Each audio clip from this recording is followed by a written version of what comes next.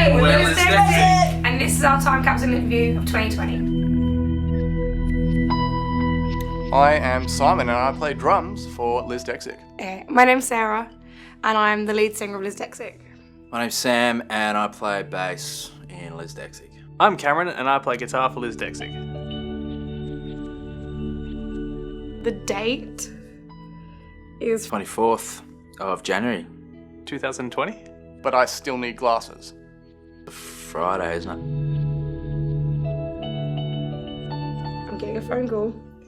Awesome. Massive fires everywhere, Australia. It's kind of going to shit. And Australia is on fire and The coronavirus. Things going wild over in China. Donald Trump's impeachment, which couldn't have come soon enough. I don't know. I don't really watch it, but no one really likes Scott Morrison, do they? Simon and I were in a separate band. He was a singer and I was on bass. But hey, let's start writing some originals. Simon, you were doing vocals. Why don't you jump on the drum kit? I'll be guitarist, you can be drummer, and we'll find some new people. I was friends with Cameron and we met through volleyball and he was already in the band with Simon. I just got asked, I think, by Simon, Sarah. I think they were just like, just got some musical connections. Because he put a thing out on Facebook being like, oh, we're looking for a singer. And I was like, I can hold a tune. Maybe he might want me. So I messaged him and he just was like, come on down. And I did. And the rest is kind of history. I think the band was looking for another bass player and my name popped up and gave it a go and it went pretty well. And here I am. We met up, we got along, all of us like a house on fire. And it was fantastic. Everything. Like everything, I'll just eat it, give it to me. It's food. A lot of groove-based music, basically. Very much an alternative metal guy. That is very much where I forged my musical tastes and kind of branched from there into various things that are either more melodic or heavier. But that's basically, yeah, if you give me a good groovy riff, then I'm there. Probably like the Beatles. I'm a massive vintage rock fan. So I listen to a lot of like Elton John, the Beatles, Crosby, Stills and Nash. But also on the other side of that, I listen to like Korn and System of a Down. System of a Down. Darren Malakian. You know, like Linkin Park and then 90s grunge sort of stuff. So yeah, I'm a bit all over the place. There's a process for that. Lay in bed for a bit and lay there for half an hour, maybe 45 minutes, maybe even longer. I essentially just play shit and if they like it, then we keep it. Either Cameron or myself tend to have a riff idea and then it's built upon that, and then Sam comes in and completely changes it up with like the sickest bass. I like to kind of just sit back and hear other people's ideas and then go, what about that? What do you think about this? What about this? Huh? Vocalist Sarah has been contributing her own stuff too, so it's a melting pot and I love it any which way.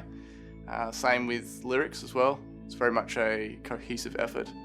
So I think at the start I probably had some more pre-existing lyrical ideas, but yeah, definitely since then, I think once we tap into what the subject or the feeling of the song is, then it kind of flows from there. Say if it's love, I would have to write a song with a theme. So there has to be a purpose behind it or a message within it, because I don't believe in writing nonsense. I think there has to be power to what you're writing. Just life, like the week that's gone, and kind of reflect on that and actually use that, I think, for writing material. I got a couple little books that I write in, so I just scribble down things, but I think I'm a little reluctant to do it at times because I'm not sure if I think it's worth it, or when I do write it down, I'm like, yeah, I'm so glad I did this. just finished the IT Crowd for about the millionth time. I finished it last night and it makes me cry every time. I'm also watching New Girl and I've just finished Brooklyn Nine-Nine. Truth Be Told, it's one of the Apple TV Plus series, and yeah, really cool. Scott's the dude from, why am I blanking on his name right now, from Breaking Bad in it, Aaron Paul. Really good. He plays this, essentially a teenager that was wrongfully convicted and then sent to jail, and then it's him as an adult, and he's being kind of like influenced by the prison Nazi culture and things like that. And actually the whole show is geared around this lady who does a true crime podcast, and she realizes there's some evidence that could free him, clear his name, and it's basically everything involving that. I'm on my second run through of Glee. And I just watched A Wicker Man the other day, from the early 70s, and Christopher Lee in it. It's a pretty good film, and I really want to watch The Lighthouse with Willem Dafoe. Well, I used to bleach my hair, so not anymore. So not in the last 12 months, unfortunately. Highlight in 2019, essentially, is what we're talking about. That would probably be the fourth show that we played. I think the first show we played was really cool, but the fourth show we played felt like everything kind of came together. We opened for Flood the Moon, and that was a particular highlight, yeah. I had a son.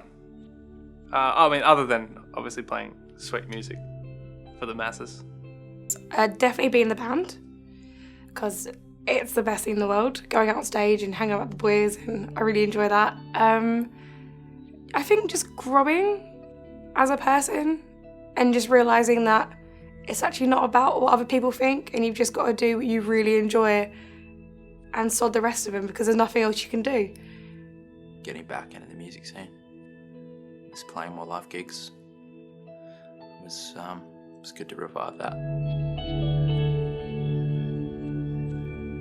It's like trying to choose a favourite child. How do you choose? They've all been like so well loved, and we spent so much time with each of them. It's really hard because they each, again, like have such different messages, and that's really hard. Because we got songs like Prophetic Fire that at the start I wasn't so keen on, and then once we kind of it found its feet, it really became a favourite for me. But I think I always come back to Face of the World just because we seem to just play it on point pretty much every time. I really like Face. I think it's the best one because, not the best one, like I shouldn't choose favourites, but it's very much like we play it, it gets us all going every time, and it's just kind of become like our anthem. 35 would be the one. I think it's just one of those songs that just doesn't really hold back. It's got a lot of energy, especially in that that instrumental break. Deliverance. Just because it's just so sick. Hits hard. So cool. My most recent number one song on Spotify is Toss a Coin to Your Witcher. It's a cover by Johnny Lovato. This is when I play on Spotify the most. I'm like, bitch, I don't even listen to Spotify. What? Anyway, Apple Music, obviously. Yeah, I think a singular song was You'll Never Find Me, off of Korn's album that came out in 2019. But recently, it's the new Ginger album. It actually came out late 2019, but I sort of reserved it for now. And so, very cool, very savage. One of Chicks Point Never, I'm listening to at the moment. One of their EPs. It's just like a 4-track EP. It's pretty cool. Just stumbled upon that, and I'm also really listening to Juliana Vega. So she's just this ambient chick, and Grouper. So just a solo musician. My Spotify number one was Lucy in the Sky with Diamonds by the Beatles. And if I had to say it was from the Beatles, then you need to listen to it and educate yourself. I'd really like to do a bit of a regional tour. That'd be pretty cool. Definitely recording, but getting some stuff down, and hopefully then getting a video for them. And I'd like to hold us to that. I think that's really important for us. I think it'll be a big step and get us a bit more recognised. Heaps of shit. Hopefully going to be recording a video, and we are finishing up on our first 2 singles. Releasing music is next. Face of the World and Seams. Calm down. It's not that important. You should open a sandwich bar. Stop drinking so much beer because it'll catch up to you. Don't go to your boss's house and try to impress him and do a fucking flip. Stop doing this to everyone. It's not necessary. Not everyone needs this every single day of their life. Move on. And I just laid some eggs and we're going to hatch them in a year and see what they look like. That's exactly what we're going to do. That's exactly. Good, awesome. Awesome. We'll take it. I want to